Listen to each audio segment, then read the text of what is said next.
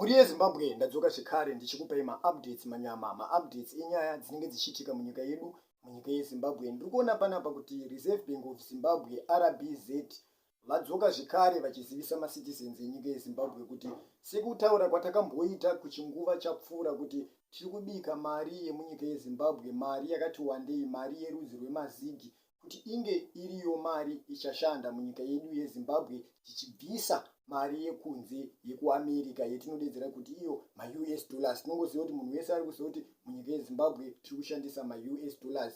RBZ vadzoka zvekare vachidedzera kuti mari iyoyo tapedza kubika, mari iyoyo chasara kuiparura kana kuti kuibuditsa tichiisa muvanhu. Ende vari kuzivisa kuti panopera mwedzi uno mabhengi emunyika yeZimbabwe vanenge vakutopa vanhu mari yerudzi rwemazigi, ende vachizivisa zvekare kuti tinenge takutotanga kutobata mari dzema-US dollars dzinenge dziri kubhengi tichipa vanhu mazigi. Petinozosvika mugore ra2030 ma-US dollars anenge asisawanike mustreet kana kuti munyika yeZimbabwe tinenge tisisashandise ma-US dollars, munenge makungoshandisa mari idzva yetiri kubva kubika iyoyo kana kuti mari yerudzi rwemazigi. Ende tikada kutarisa pamufananidzo wacho tiri kuona kuti pane ma200 zigi, pane ma50 zigi, pane ma100 zigi netumwewo tumazigi tudiki twatakange tichingoshandisa munguva yapfuura iyoyi. Ende tumazigi twotwo twava tusingambotenge, tunongoziva kuti twaingoshandiswawo sechenji kunyanya kune vanhu vanotengawo madomasi nevamwe vanokwirawo makombi, ndo vaishandisawo tumazigi twotwo.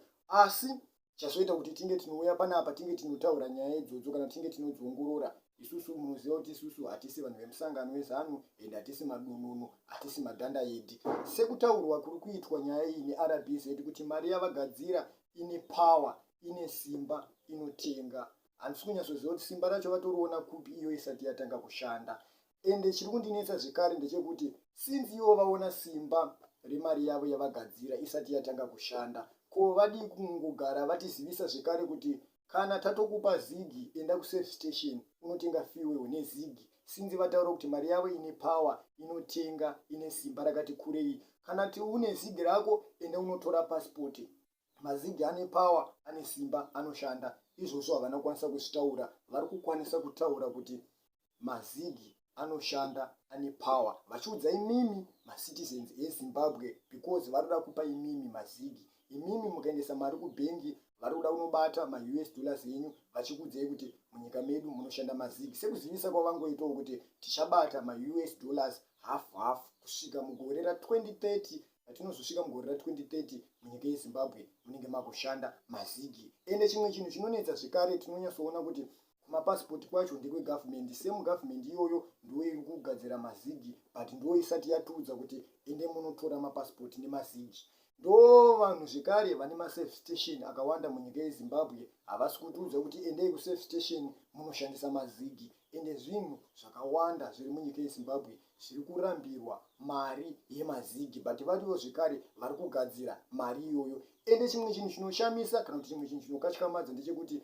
iwewe secitizen yeZimbabwe kana une kabhizinesi kako kadiki, either katax shop kanawo kamwe kabhizinesi keuri kungoitawo kekuti unge unokwanisa kuraramisa mhuri yako, munhu akauya nezigi racho iroro ukariramba, vanenge vachidedzera kuti ukarambirwa zigi pese paunoda kuenda kunotenga, enda unomhangara kumapurisa, munhu iyeye asungwe. But kumapasipoti ndikaenda nezigi vanosvika vachiriramba, ende handina uke ndinonomhangara kuti vanhu vavo vasungwe because ndo varidzi varo zigi racho vari kuriramba, ende ndo vanhu vacho zvekare vakuru vekumapasipoti ndo vanotora mari yacho iyoyo. Asi isusu ana mbeva kana kuti vanhu vari kutozvitamburirawo zvedu, munhu ane katax-shop ari kunyatsoziva kuti kwendiri kuenda unohodha kuri kudiwa ma-US dollars. Even vanhu vanoenda kana paSouth Africa kunohodha apo hakushande zigi, paSouth Africa paseri apa padhuze apa kana une zigi hauna chinhu, unenge wakupiwa zigi unotenga mari iri kubviswa zvekare iyoyo kuti unge unokwanisa kunge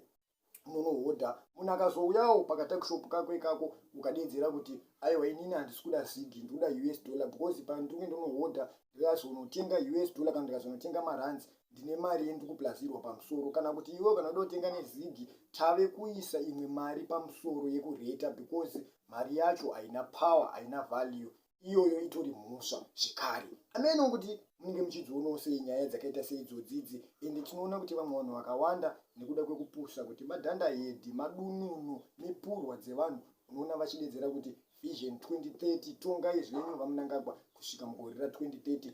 At the same time ndo vanhu vari kufane namo ende ndo vamwe vevanhu vari kutonetsana nehama dzavo vachivaudza kuti ndimi muri kunditadzisa kubata mari, ndimi muri kundiroya. Vakanganwa zvekare kuti vari kuisa muroyi mukuru munyika kuti ange anorambirira akanamirira ipapo kuti zvinhu zvinge zvinoenda kumashure, because hakuna muroyi anodarika ZANU-PF munyika yeZimbabwe. Tinonyatsozviziva tese kuti iwewo urombo hwaunawo huri kukonzereswa neZANU-PF, but tikada kutarisa tinoona kuti imo muZANU-PF macho mutori nevamwe vanhu vari kungorasa mari kana kuti vari kungoflasha mari dzisiri kuzivikanwa kuti dziri kubva kupi, ende mari dzese dziri kushandiswa dziri kuflashwa idzodzo hadzisi dzemunyika yeZimbabwe, haasi mabhondi, imari yekuAmerica, ma-US dollars ndo mari dzemunoona vanadzo. Ende tikada kutarisa tinoona kuti vanhu ivavo kwavanonorapwa havarapwe munyika yeZimbabwe, vanobuda vachinorapwa kunyika dzavanoda. Nyika yaangofunga kuda kunorapwa anoenda kunorapwa because mari yacho anenge anayo, ende mari yaanenge anayo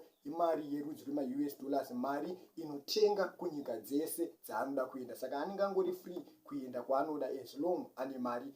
Isusuwo zvedu vanhu vasina chava nacho ndisu vanhu vanozongonzi imimi tambirai mazigi, mukaramba kutambira mazigi imhosva, kudedzera kuti pasine vision 2030 imhosva, kuenda kudemonstration imhosva, chinhu chese chiri muZimbabwe imhosva as long uchingopikisa zvinhu zviri kutaurwa neZANU-PF. But pamwe pacho haisi nyaya yekupikisa, inyaya yekuonesana kana kuti inyaya yekutaridzana kuti aiwa apa marasika womanonoka kufunga, ngatitarisei zviri kumberi, totarisa zviri paground, totarisa zviri pakati nepakati, tobhalansisa zvinhu. But nenyaya yekuti isusu tinenge tichinzi tiri vavengi venyika yedu.